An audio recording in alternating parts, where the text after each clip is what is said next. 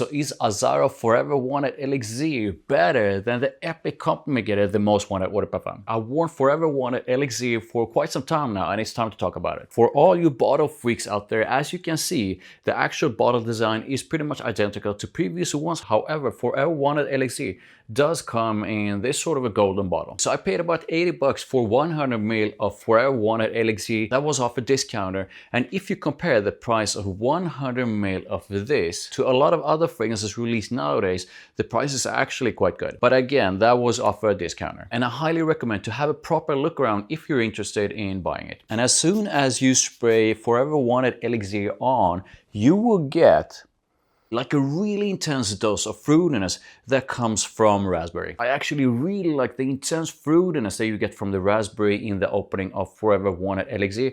And I actually think that intense dose of raspberry that you get from this might actually be the most intense doses of raspberry that I got from a men's fragrance. To my nose, it's fruity and quite sweet right away in the opening. And right away in the opening, there's absolutely no doubt that it's quite different compared to the Most Wanted Eau de Parfum. It really doesn't take that long for Forever Wanted Elixir to change, and in just a minute or two, I'm getting a soft dose of spiciness together with an aromatic touch. And right behind that, you got a soft dose of leather coming through. So I really like that initial opening, but I do feel this is when Forever Wanted Elixir actually starts to get quite interesting. And it's almost like they took a bit of the spicy warmth from the Most Wanted Eau de Parfum, but toned that part down quite a bit, and the soft leather together with the lavender that you can find in Forever Wanted Elixir definitely makes me think of Carolina Herrera Bad Boy Elixir. I don't know if you tried Carolina Herrera Bad Boy Elixir, but if you tried it,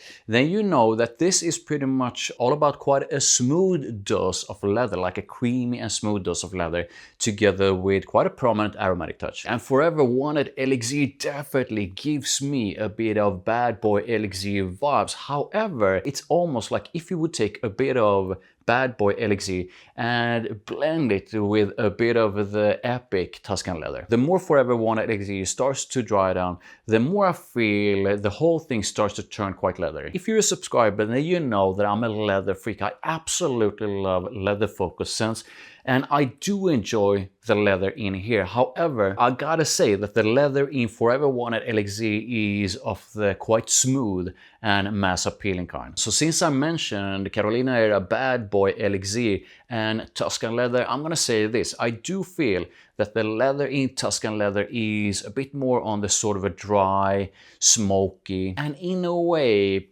kind of more raw side, whereas this is definitely a lot smoother and more creamy if you compare it to Tuscan leather. However, I do not feel the leather is as smooth and as creamy as the one that you can find in Bad Boy Elixir. It's almost like it's in between Bad Boy Elixir and Tuscan leather. And I do feel it has more depth to it compared to the leather in Bad Boy Elixir. And the heart of Forever Wanted Elixir, at least to my nose, is very much a combination of quite a smooth dose of leather, its fruitiness and the sweetness that comes from the raspberry, together with quite a noticeable and smooth dose of lavender. So it's leathery, fruity and aromatic. The dry down of Forever Wanted Elixir is when I feel the leather starts to pretty much take over the entire thing. So the raspberry with its sweetness is definitely still part of the dry down, but I do feel it has softened up quite a bit, which is in a way both a good and bad thing. I quite enjoy the intense fruitiness and sweetness of the opening, but it definitely needed to be balanced up by something else.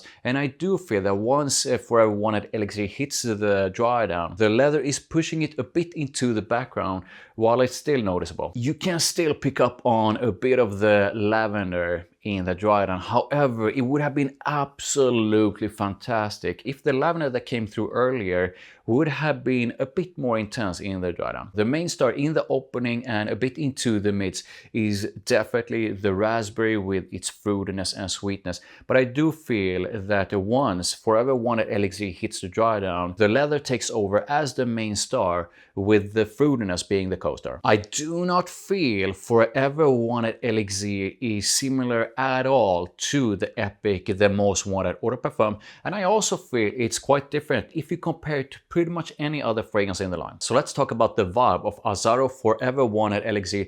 I do feel that its fruitiness and sweetness definitely brings it quite a sexy vibe. The leather takes it in quite a masculine, classy and mature direction. So let's talk a bit about compliments and mass appeal. Is Forever Wanted Elixir a compliment getting kind of scent? For a leather focused scent, it's definitely a compliment getter. I do not feel it's on the same level of a compliment getter as Azzaro The Most Wanted Eau de Parfum. However, if you worn Carolina Herrera Bad Boy Elixir, then you know that this thing definitely gets compliments, and Forever Wanted Elixir is definitely a more mass appealing and compliment getting kind of leather focused scent. So I've been going back and forth when it comes to the performance. Sometimes this thing is very noticeable to pretty much everyone around me, and sometimes it feels like the whole thing, at least the sort of a scent cloud, starts to get a lot smaller in like a couple of hours. But overall, I do feel Forever Wanted Elixir is somewhere above average, almost being on the level of strong.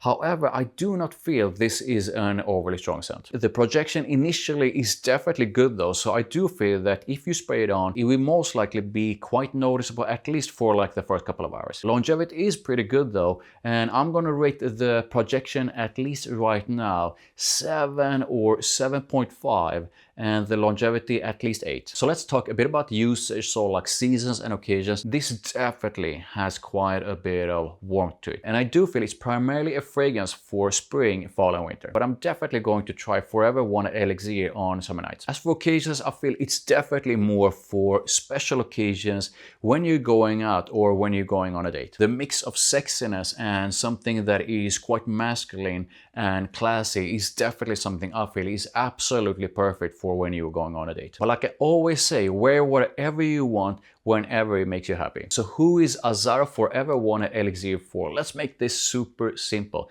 If you usually are into leather focused scents that are more on the mass appealing and sort of a smooth side, then you most likely enjoy this. If you're someone who enjoys Carolina Herrera Bad Boy Elixir, then I feel you most likely enjoy this. And if you always wanted a sort of, in a way, more mass appealing version of Tuscan leather from Tom Ford, then you most likely enjoy this. The two sort of key points here is that number one, you should know that you enjoy leather focused scents. If you do not enjoy the scent of leather, then Forever Wanted Elixir is definitely not for you. Number two, you should know that you enjoy a bit of fruitiness and sweetness, especially that of raspberry. If you do not enjoy fruitiness in fragrances, especially that of raspberry, then you should probably stay away. And I already said it, but I really feel I gotta say it again.